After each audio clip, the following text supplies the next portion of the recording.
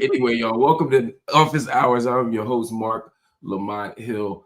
I appreciate having you all here on a Sunday night. As always, every Sunday night at 9 p.m., we host Office Hours. It is basically an opportunity to do an intellectual deep dive with some of the most brilliant, insightful, innovative, and even controversial thinkers in the world. And tonight is no different. We have an amazing conversation set up about Haiti. Obviously here on the channel, the conversation about Palestine, about Gaza, and even about Lebanon has been plentiful. We talk about it almost every night. But many of you always say, well, why not more Sudan? Why not more Haiti? Why not more these other areas? And the answer is simply, I'm a Middle East scholar, not a scholar of those areas, but I always want to bring in people who are experts in those areas and people who have insights to offer. And so tonight, we got somebody who is going to break down all of these issues that you all have been asking me about and that I've been asking myself about. So joining me right now is Dr. Jemima Pierre. She is a professor of global race in the Institute of Race, Gender, Sexuality, and Social Justice at the University of British Columbia. She's also a research associate at the Center for the Study of Race, Gender, and Class at the University of Johannesburg. My sister, so good to see you. Good to be here. Thanks for having me. Of course. So, one of the reasons why we're here is obviously the most recent events in Haiti. But before we get into the more recent events, which are obviously worth analyzing in depth, I think there's a big picture question that a lot of people, at least in my audience, are always asking, which is sort of what is the situation in Haiti right now and how did we get there? And I know that's a big lifetime of a question to ask, but even if you could give us some context for sort of how Haiti ends up in the condition that it's in, because in the news, we hear so much about how bad Haiti is. We hear about violence and gangs and all these sort of colonial narratives, but we don't get to the core of what's going on. Right. And thanks for having me. It is important. And thank you for asking what's going on in Haiti, because Haiti shows up every once in a while. Every time the U.S. needs a vote in the UN Security Council, the media just ramps up coverage of Haiti as if it's like this den full of all the violence in the world and the most difficult place to be in the world. And so the point is to say that it's not that there aren't problems in Haiti, but the point is to link these problems. What's going on in Haiti now is something that's been going on for almost 30 years of U.S. interventions.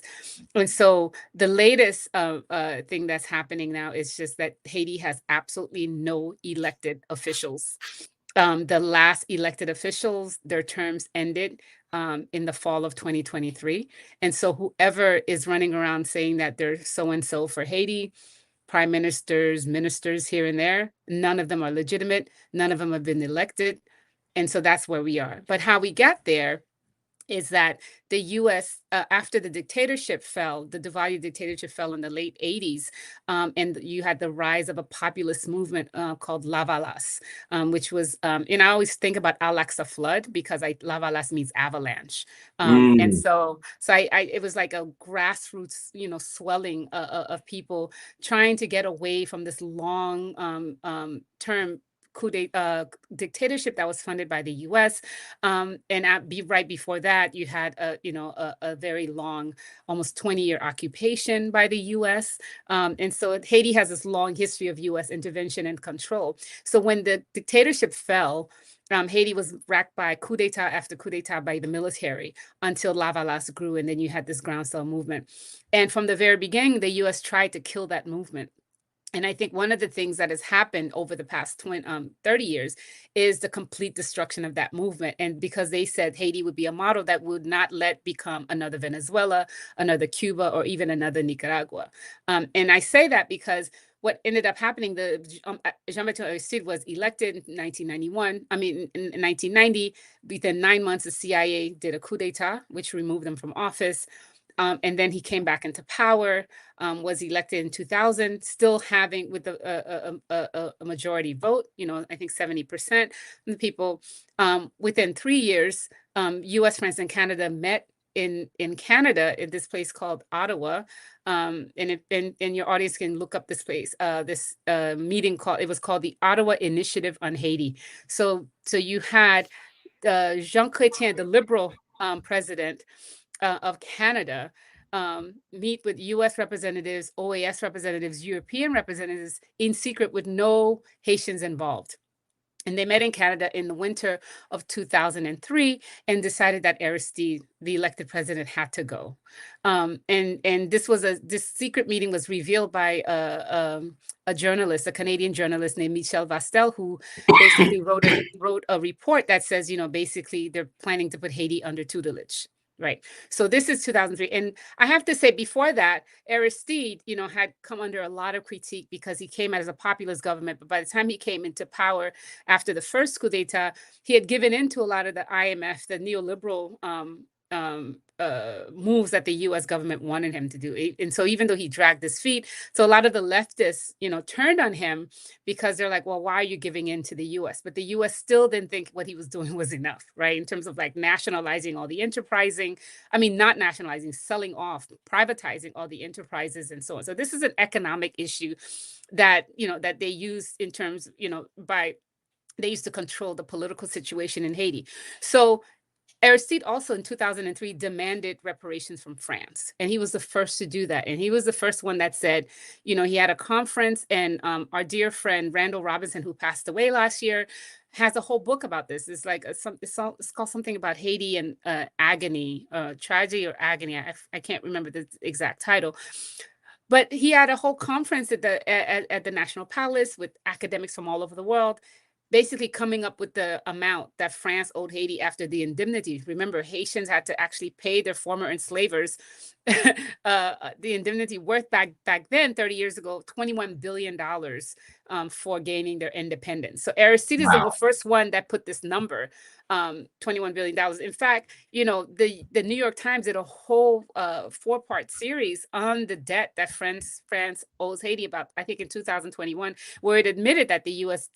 was behind a coup d'etat of Aristide. And so there's been a lot of talk about this reparations, but it was Aristide that brought it up. And people think part of the going after him had to do with him bringing up this coup d'etat, bringing up this debt that France owed Haiti. And so by February 2024, and I remember this because I woke up one day and I used to, listen to Democracy Now! All the time, right? So I wake up and it's like Democracy, and then there's a call by Maxine Waters, and he's, and she's like, Aristide's calling me. He's on a plane somewhere. He's been kidnapped, and he doesn't know where he is. And so, and Maxine Waters, I have to say, back then the CBC used to really be on top of things. They used to be really a leftist organization, the moral of the Congress, which has gone wayside. That went away a long time ago. A long time ago.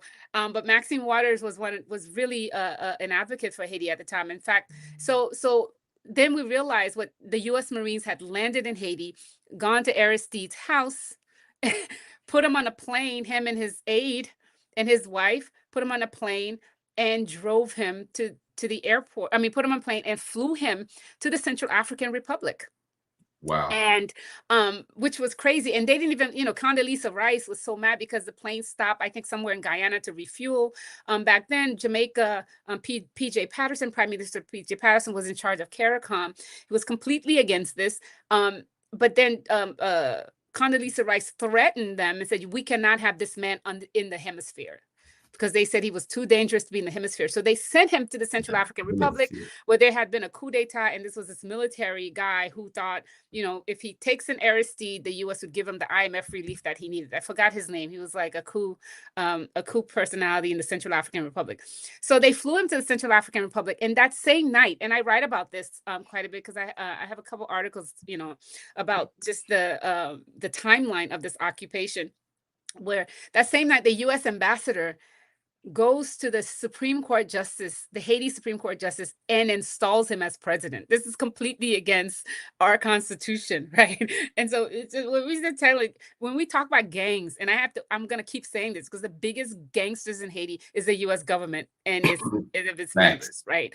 And so they basically, named a new government. There was a prime minister that was in Haiti. They bypassed him.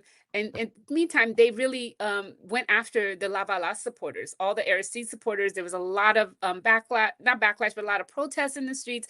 But they basically tried to kill the movement, imprisoned a lot of people, killed thousands of people because of that. And this is the beginning. And I say the moment we're in, this is the beginnings of that, the removal of Haiti's elected president through a number of things. And I have to point out just quickly on the side is that the U.S. also uses soft power, and people never should underestimate the role of the NGOs and the upper class, intellectual class in helping to promote U.S. imperialism. What the U.S. did was, Haiti is considered the Republic of NGOs. It has 10,000 NGOs. Wow. And those things do the ideological work, right? Because you fund particular kinds of ideologies. It basically sucks in any radical movement. It turns all these young people into bureaucrats who get to fly to the UN and make speeches and so on and so forth. But it also shapes the ideological framework. And so the US, through the NED, the National Endowment for Democracy, I don't know if people know that, which is a CIA front, soft power, was funding so-called student groups. In fact, one of the later prime ministers, Claude Joseph, was funded by the NED. His group was funded by the NED to go against Aristide during the 2000 during certain anti-government protests. And so even the Group 184, the major right-wing opposition to Aristide, was funded by the International Republican Institute, which is the Republican wing of the National Endowment for Democracy. So it created the ideological framework to make it seem like to the rest of the world that there was a lot of opposition and that this needed to be so that the U.S. can come in and remove a president. And I have to say, anybody who supports the removal of an elected president outside of, the voting machinery is incorrect. So no matter how bad somebody is, for anybody to call for a foreign government to come in and take away your sovereignty, that's a problem. And to this day, I do blame a lot of these Haitian intellectuals for calling for that. And a lot of them did. And they absolutely call for that. I can think about, particularly in Al Jazeera, all of the sort of Haitian leaders, as you pointed out, many of whom weren't democratically elected, especially in the last few years, who have said we need boots on the ground, who have begged for U.S. intervention, who have begged for UN peacekeeping forces, who have begged for a new leadership to be installed by the West. And I'm always fascinated and confused by it. You said something that was so interesting to me. You said very matter-of-factly how many times the United States and or the CIA in particular intervened in local Haitian politics or national Haitian politics. If someone were to say that here, I mean, there was one accusation of Russia in being involved in Trump Clinton, and it was like the most absurd thing in people's mind. It was either a conspiracy theory or it was a sign of our crumbling democracy. But in Haiti, we hear this story all the time. How and why? First, why does the U.S. have such an interest in Haiti in particular, of all the places? And how is it so easy or maybe not easy, but how is it that they manage to intervene in the ways that they do?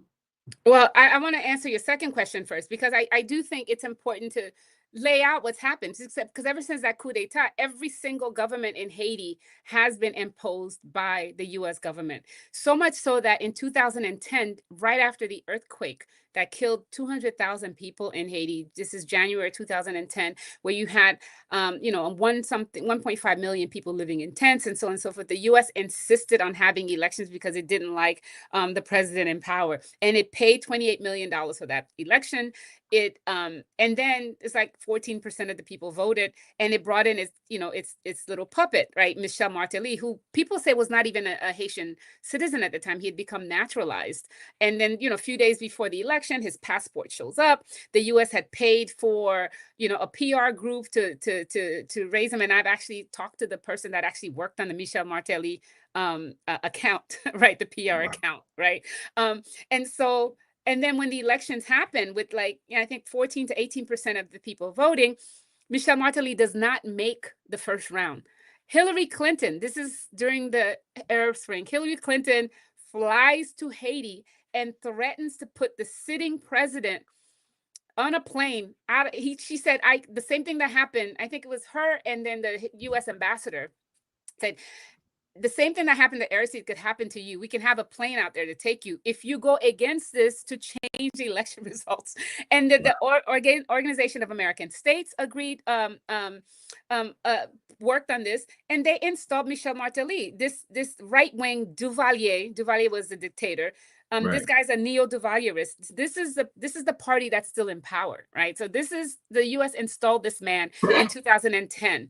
And so he ruled, and then his term ended. He ruled by decree. The person that follows him is something that they also installed. Nobody chose him. And in fact, there were so many protests because they stole so much money from Haiti. And then Jovenel Moïse, his successor, gets assassinated.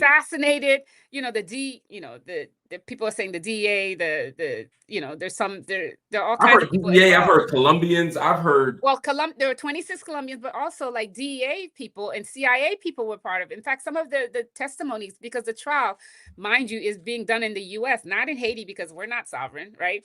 And some of these things are under lock. We can't even see some of the testimony, right? So it was like assassinated.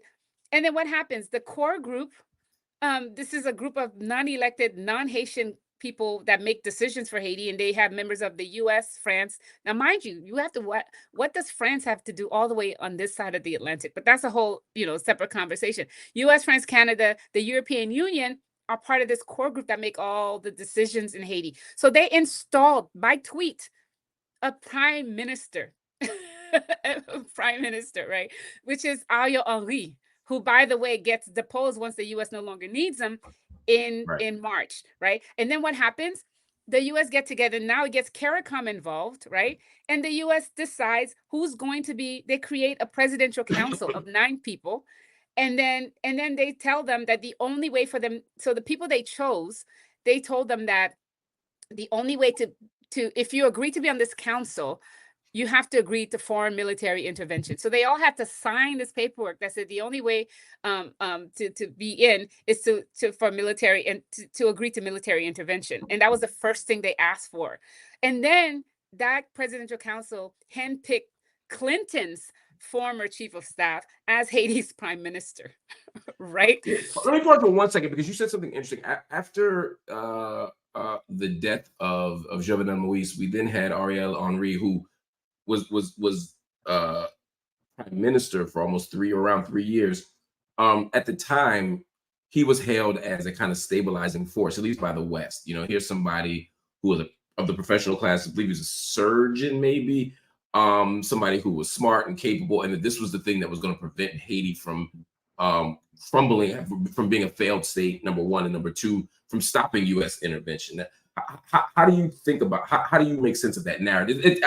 That's a bunch of lies, because Ariel Henry actually participated in the coup d'etat in 2004. He was part of what the U.S. put together called the Council of Sages. So they set up their government, and then they brought in a group of people to do that. So Ariel Henry has been a puppet of the U.S. since then, right? Since back in 2004. And so they put him in because he was malleable. And mind you, there were all kinds of protests against Ariel Henry. And then this is when you start having the gang conversation come up, right? Because the Haitians did not want Ariel Henry. They thought he was not legitimate because he wasn't. The U.S. just put somebody. And before that, I have to say too, there hadn't been elections. So Martelly didn't have elections. Jovenel Moïse didn't have elections, and the U.S. did not push for elections. And so not only that, the IMF was pushing for the U.S. to remove fuel subsidies from Haiti.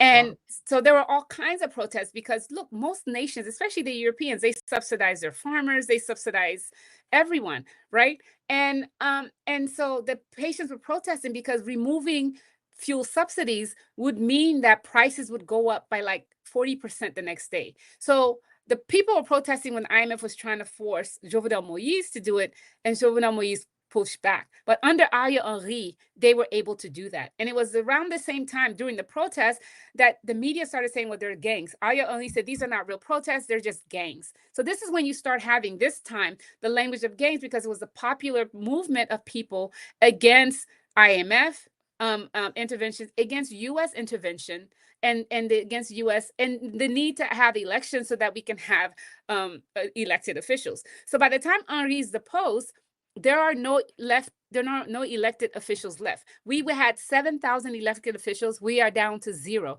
This is the construction, the making of a failed state. And the reason that the U.S. can get away with it is because Haiti's a small, poor country. Haiti was forced to remove its military in 1994 by Bill Clinton when they brought back Aristide, right? But the people were afraid of the military because of 36 years of dictatorship, and so we don't have a military. The U.S. can land anytime. Look, during the earthquake, Hillary Clinton took over Haiti's airspace, refused anybody to come in. So as a small country, you don't have the force like places like Venezuela to actually stop foreigners from coming in, right? So why do they want to come in the first place? Right. So now I get to the point. Haiti is very important, and people need to look up. It used to be online, and they removed it. So the U.S. has this new thing called the Global Fragility Act, which is their new foreign policy thing. And they have, for Haiti in particular, a 10-year plan for Haiti. Can you imagine another country having a 10-year plan? Like somebody says, it's okay, wild. well, it's just like, I have a 10-year plan for the U.S. For America, right? Can you imagine that? So the U.S. has this Global Fragility Act. So Haiti, to me, is a laboratory, because the U.S. has, one of the key things that happened after the coup d'etat 2004 is that the U.S. and France and Canada, which ran the coup d'etat, were able to get the United Nations, right? So then you have France and the U.S., who are permanent members of the Security Council. They do a coup d'etat, and then the same permanent members get to have a UN so-called peacekeeping troops sent to Haiti. So they use the UN peacekeeping, right? 12,000 soldiers, and that's not counting police, and right? They use their power to consecrate the coup.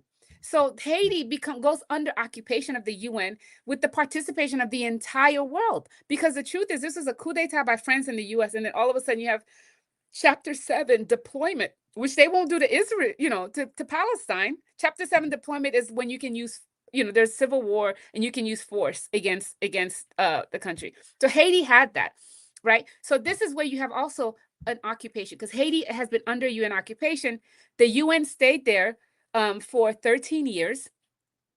They brought cholera by dumping feces in the main water source of the country, killed 40,000 people, sickened 1 million. They've never apologized. They've never done anything in terms of reparations to fix that. They were dumping shit in the water. I have to say this, because this is so disgusting, right? And brought cholera to the country, right? And cholera is a dirty disease. So to me, it's more despicable, because people already have stereotypes about Haitians stinking and so on, right? So there's that. The reason the U.S. needs Haiti, the U.S. needs a permanent military base in Haiti. The U.S. has been wanting a permanent military base in Haiti since the 1800s, when they sent Frederick Douglass to negotiate a permanent military base back then in like late 1800s. And Douglass, and there's a beautiful essay written about Frederick Douglass in Haiti in the Boston Review by Peter Hudson about, this is a kind of, diplomat you would want, African American diplomat. So you have that, but the Haitian state kept saying no, which is why the U.S. ended up in Guantanamo Bay, because they need that area. It's in the Windward Passage. They need that. So they ended up with Guantanamo Bay because the Haitians kept saying no. They want this area called Mont Saint Nicolas, which is at the northwestern part of Haiti. So if you look on a map, it's very close to Guantanamo Bay. Haiti's right underneath Cuba. And so when you have the ships going through, it's perfect for big ships to go through to get to the Panama Canal, to get to Asia for the impending war with China. So there's that, right? The U.S. needs a military base there. The U.S. also needs to have a presence there, the military base, in order to check the leftist governments of Venezuela, Nicaragua, and Cuba, right? They need to check that, right? And also, Haiti is the most populous country in the Caribbean.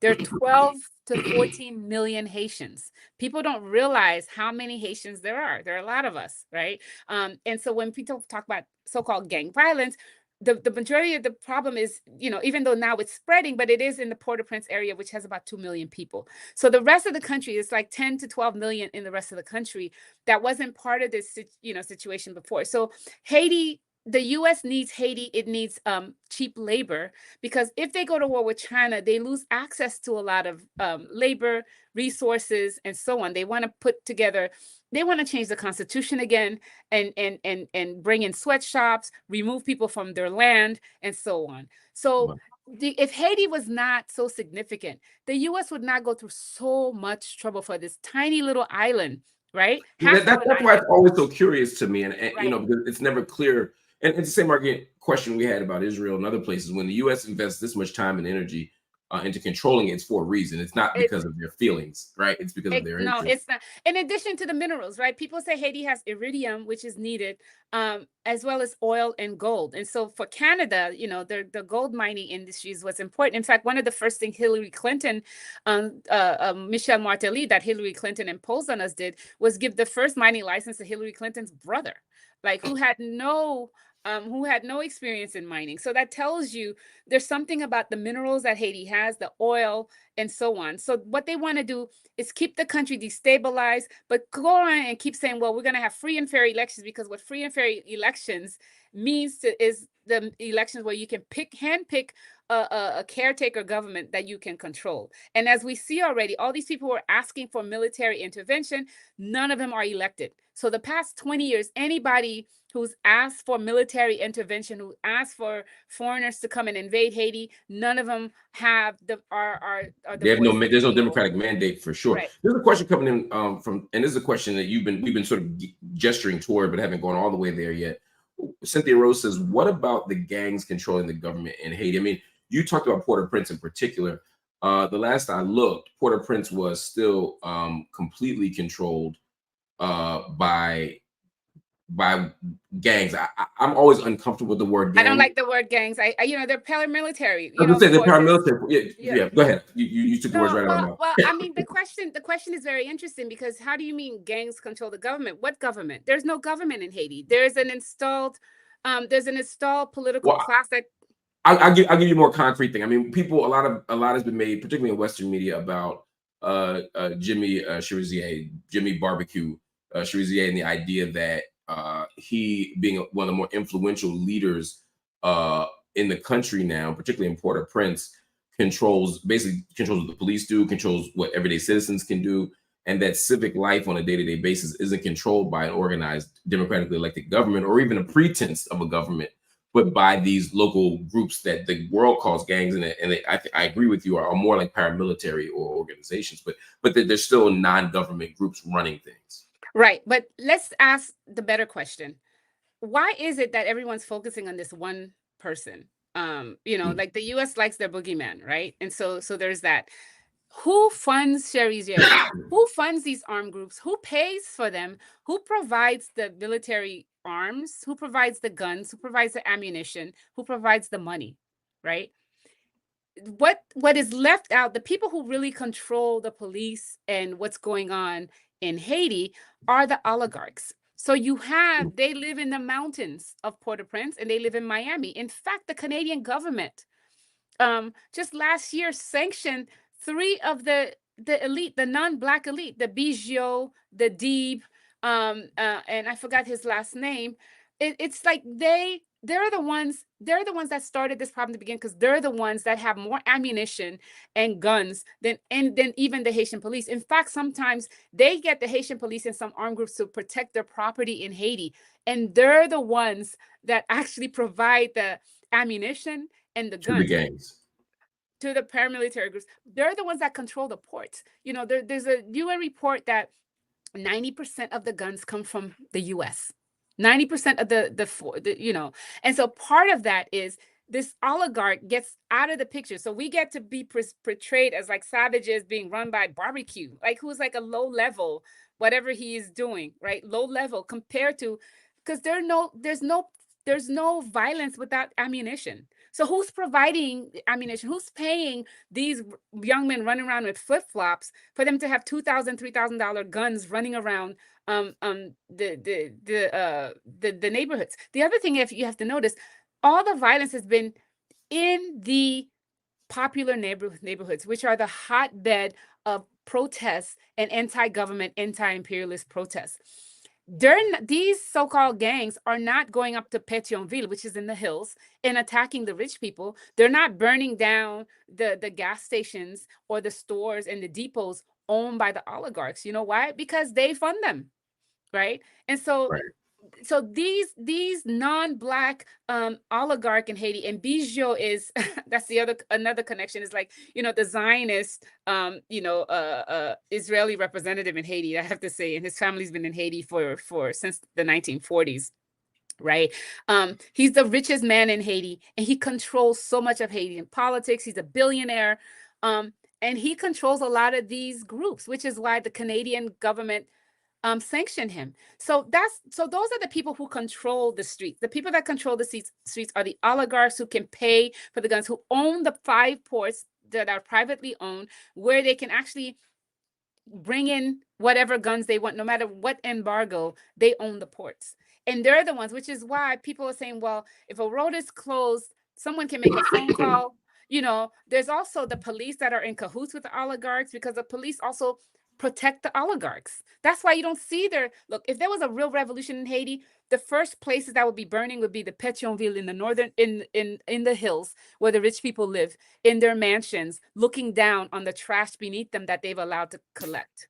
How possible is that we'll see an actual popular uprising, an actual people's movement, a revolution, even to not just to reject Western power and Western intervention, but to reject the Haitian oligarchs, this elite class of rulers? So how likely are we going to see that? I don't know. I try.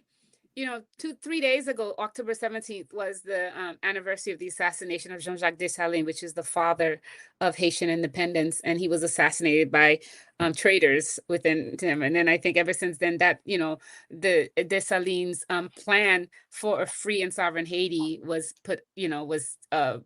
thrown aside. And I do think what's happened is, what the U.S. interventions, what they've done over the years, is actually consolidate the power of the oligarchy. Right. And like, especially after the earthquake, back I remember being in Haiti after the earthquake, and realizing right before the earthquake and right after the earthquake. And what you realize is that a lot of these oligarchs, a lot of these families were land rich and cash poor.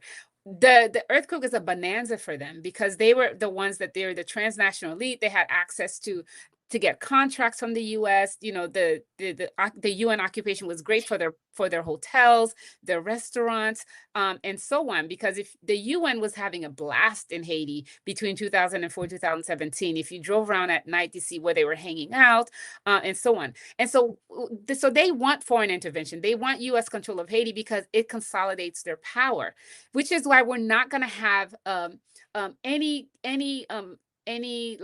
we're not going to have any kind of like security in Haiti unless we deal with the source of the insecurity, which is both the oligarch class, but also U.S.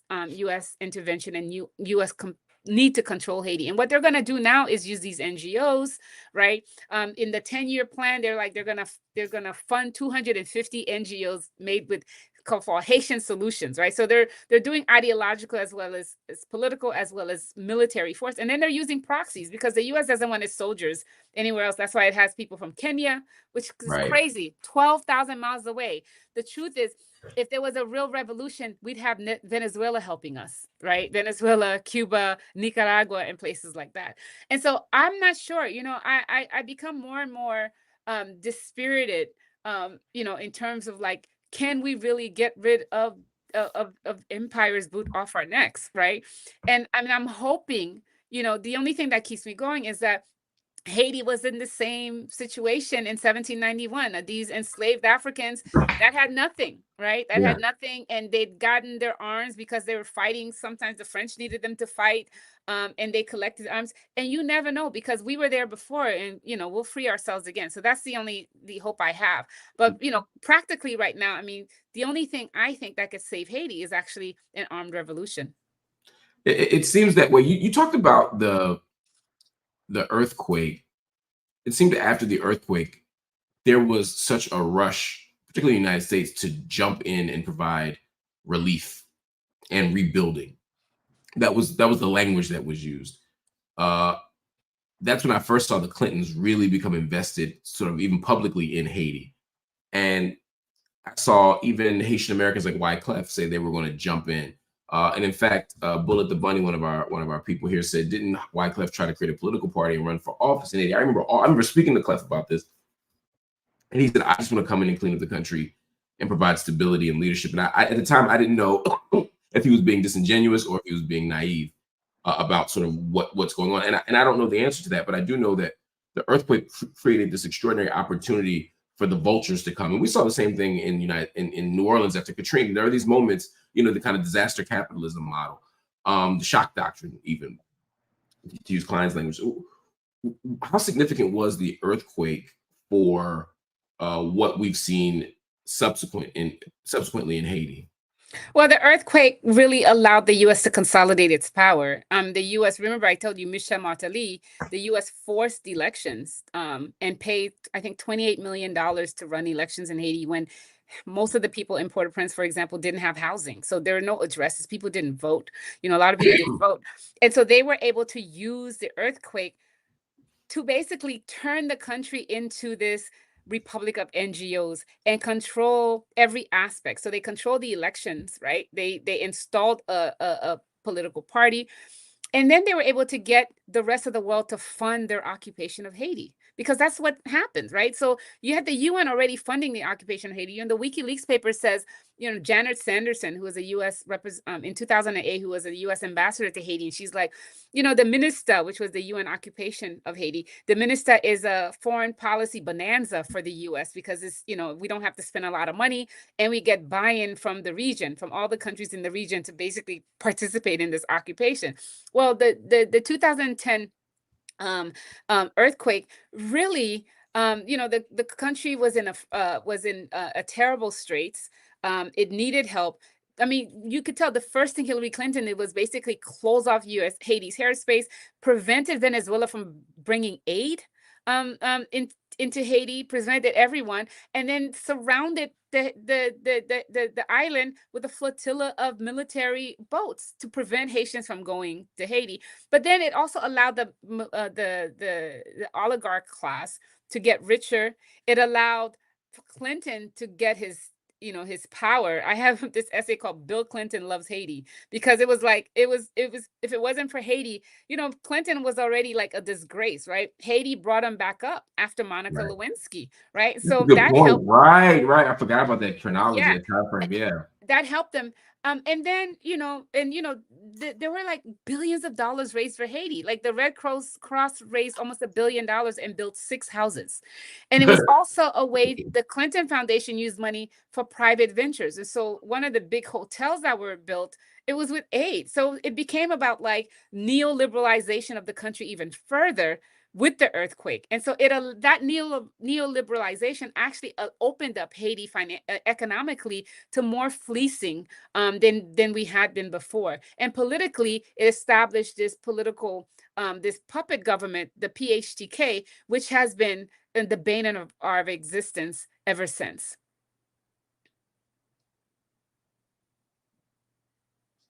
Before you go, there's another thing that's been happening. A lot of academics and activists have been circulating petitions, and a lot of news outlets, not enough, but some news outlets have been talking about the deportation of Haitians in the Dominican Republic. We saw 10,000 deported, I think, 3 weeks ago. And the Dominican government has said, look, we're going to do this every week. First of all, so why are they there? And what does it mean to see this kind of mass deportation, particularly in a moment of crisis? Right. Haitians have been in the Dominican Republic for a long time. There's a great documentary called Bitter Cane that talks about, they go there to work in the cane fields. And, when things are bad, when things are, they've been there since the Duvalier dictatorship, cutting sugar cane and working. And they've been there for generations. And this is not the first time. People need to know, in 1937, there was a major massacre of Haitians by the Dominican Republic. In fact, that river that separates Haiti and the Dominican Republic is called the Massacre River, because they chopped them up with machetes and dumped their bodies into the water. This was was under the dictatorship of Trujillo in 1937. This is something that, that whenever Dominican Republic is in dire straits, what they do, they turn on their Black population. And so so Haitians have been there for a long time. And Abinader is a Nazi, right? I mean, like, that's what we call him, Abinazi, right? And part of it, like, he's this right-wing, racist government that's basically using Haitians as scapegoat for his terrible economic policies that's brought the Dominican Republic into dire straits. The fascinating thing is the Dominican's largest market for goods is Haiti. And if it wasn't for Haiti, there'd be no, the Dominican, would be in a lot of trouble. In fact, there's skirmishes when the Haitians closed the border. And there are tons of Dominican sellers who lost a lot of money because they need the Haitian markets. So I think Abinader is using this as a way to to deal with what's going on in Haiti, but to also deal with, like, their is a way to deal with the economic things going on in the DR. But there's also a lot of anti-Black racism. So a lot of Black Dominicans get caught up in this. But so there's that.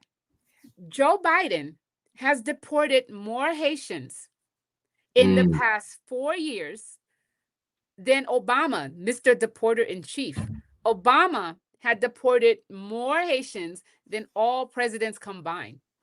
What's the argument for it? What's the United States' argument for this, particularly since they're the ones saying it's a failed state? They're the ones saying the gangs are running everything, and yet they're deporting people. Yeah, look, even when they're talking about gangs, there are deportation planes every day back to Haiti. Even when they're like, Haiti's violent, but then there's deportation planes. And so part of that is the right wing shift of the Democratic Party from Bill Clinton, right? And so do you remember in Texas at the Texas Mexican border in September 2021, where all these Haitians and other Black migrants showed up at the Texas-Mexico border under a bridge, and then you had the Texas Rangers running after them, looked like they were whipping these Haitians. Remember, these pictures were so embarrassing. Do you know the way Biden did within 2 days, he had deported thousands of Haitians. So in public, it was like, oh no, we don't do that, and so on and so forth. But his reign, Biden's reign, the Biden regime's reign, has been more detrimental for Haitians in terms of deportation than Trump, than Obama. Wow. And this is one term. So let's be real about this. So, like, people say people say Trump is a racist. Yes, but so is Biden. Because what's more racist than going in and taking over a government, installing presidents, prime ministers, and telling these Negroes they can't rule themselves? What's more racist than deporting them back after you've created destabilization in their I mean, so they're both racist. It's just one of them is more blatant than the other. But Biden, we can talk about the Dominican Republic deporting Haitians, but where's everybody when Biden there's a plane load of Haitians being deported at the height when they're like the U.S. was doing Haiti's dangerous, don't travel. Planes were coming into the northern Haiti of deportations. And so I think this is important. The other thing I wanted to quickly say, I know we have to go, is the U.S. and the Western media, because the Western media is complicit in its imperialist machinations, have created Haiti as if it's like the most dangerous place in the world. So much so that while you have Mexican cartels taking over towns and massacring, government officials, while you have Jamaica under a state of emergency because of gang violence, while a Reuters report that just came out a couple of weeks ago that says Jamaica is the most dangerous place for homicides in the Caribbean, Haiti doesn't even make the top 3 or 4. Wow. Right? Wow. But the entire world believes that our place, Haiti, is so violent that we need foreign intervention. You have a genocide happening where Israel is killing hundreds of thousands of Palestinians, starving them. We get the foreign invasion, not Israel. Like, how crazy is that? And part of that has to do with a long history of representing Haitians as if we're the most violent cannibals from the from the revolution, right? Because like, you know, the New York Times had a headline 1900s that was like Haitians ate a US Marines, call us cannibals, and so on. So everybody believes that we're so violent. And when you have more gang members in certain cities in the US than you have in Haiti, and so how is it that the US can convince the entire world that that what's happening in Haiti is something to international security? Because people are primed to believe anything they want to hear, anything they say about Haiti. And the media is complicit in this. I'm glad you said that the media is complicit. The last question I have for you, and this is the question coming from the audience again, is what would you say are good sources of current day info and news on Haiti? Where should people be looking? It's very difficult. I think the Center for Economic, CEPR, people can look that up. You know, we have a lot. The Black Alliance for Peace has a whole Haiti page, which a lot of it's blackallianceforpeace.com/Haiti, which has historical materials, which has statements, and that keeps up, you know, one of the few places that keeps up with what's going on. There's also the Haiti Action Network, which is out of the Bay Area. So that, and then there's Canada Haiti Action, which is our Canadian Haitian diaspora brothers and sisters. And so those are the sites where people can go and find what's going on in Haiti. Don't believe what you hear. Look, the UN is an occupation force of Haiti. Every time they release their numbers, you have to take those numbers, whatever numbers they say, take them with a grain of salt. The media is racist and consistent and imperialist when it comes to Haiti. And so, you know, we also have to point out the contradictions and point out, you know, the fact that Haiti, you know, why is it that no matter what happens in Haiti, the first thing that people come up with is to send military, foreign military mercenaries to come kill us. And that's a problem. It's a major problem, but you've unpacked some of the reasons why, and this is something we're going to keep coming back to because this just deserves so much scrutiny and so much analysis. Because here in the West, again, all we get is stories of violence and gangs and uncontrollable populations that need the West to rein them in. But yeah, think about it. But that's a good thing in a sense, because, you know, Martinique and the French colonies in the Caribbean are going through their, you know, their thing, and they're like, well, we don't want to be. Oh yeah, Black Agenda Report. Thank you. I'm an editor. I should know better. But we don't want to be like Haiti. And I'm like, dude, you're a colony. You know, at least we fight, right? And so one of the things about Haiti is because they have not been able to conquer Haiti completely. There's always fight. There's always pushback. You know, we're not like places, you know, certain islands where people don't even have access to their beaches anymore because the corporations have taken over the entire island. That was a story about Jamaica last year, right? People still own their land. People still work their land. They're trying to remove us from our land and turn us into a workforce for the West. And so one of the things that should keep us going is that the reason we get treated like this is because we've always fought back. And that's the thing that keeps me going. Well, Haiti definitely has a long history of being colonized, of being oppressed, of being exploited. But to me, the beauty of Haiti is the long history of resistance to that oppression. And I believe that Haiti will be free and will be free of all Western intervention, all imperialist intervention. But it takes more than words. It takes action. Yes. It takes revolutionary action. And it also takes revolutionary analysis. And that's why I'm so glad you joined us tonight. Because the way you broke this down gives us the tools we need to really understand what the next steps are, but also understand what the current moment is. So Right. As always, just thank you so much for your help, and thank you for joining us tonight. Thanks so much for having me. I appreciate. Absolutely.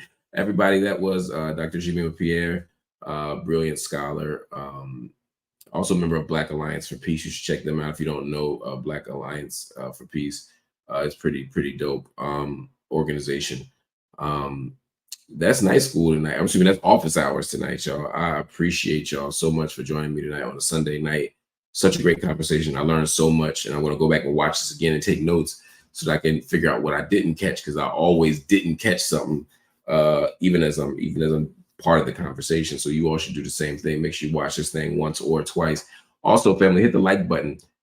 Hit the like button. It allows the YouTube algorithms to know that we matter and that corporate media ain't the only game in town. Hit the subscribe button. It increases our social media footprint, which allows us to get the information out to more people. And if you're so inclined, please hit the join button. When you hit the join button, you become a paid subscriber to the channel, which gives us the financial stability we need to keep this thing going. And, you know, for some people, a monthly commitment like that just isn't possible or comfortable.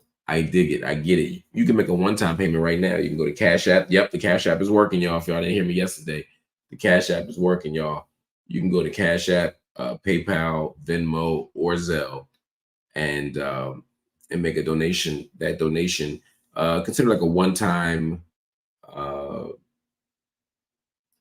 tuition payment for the month. Again, $1 would be amazing. $1 million would be even more amazing. Anything in the middle is also amazing, but the amount that would allow us to meet our financial goals for the month is $10. If everybody watching right now were to donate $10, we would meet our financial goals for the month. Anyway, thank you for watching Office Hours. I'll see you again tomorrow, where we will have night school as well as a Gaza update. Tonight we may do one more short, brief Q&A, but we will definitely do night school and a Gaza update tomorrow. If you missed last night's Gaza update, check us out on YouTube. You can see the Gaza report from last night as well, day 379. All right, family. I'll see y'all later. Peace.